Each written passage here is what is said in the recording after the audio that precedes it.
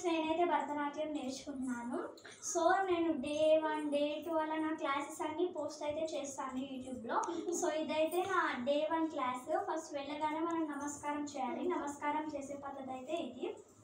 1 2 3 4 5 6 7 8 9 10 11 12 13 14 15 16 17 18 19 20.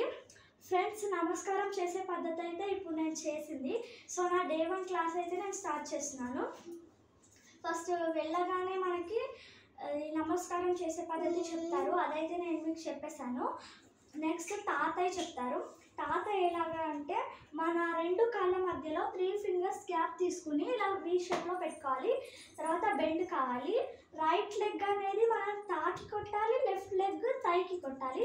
So start చేద్దాం మనం. తా తై, తా తై, తా తై. ఇవన్నీ ఇట్లా 9 స్టెప్స్ తా తా తై తై ఇట్లా ఉంటాయి. సో నేనైతే మీకు ఇట్లా ఇన్ఫర్మేషన్ కోసమని ఎక్కువ వీడియో అవుతుందని కొంచెమే చెప్పాను. నెక్స్ట్ వచ్చేసి తాత దిత్తై, మళ్ళీ బెండ్, 3 ఫింగర్స్ గ్యాప్.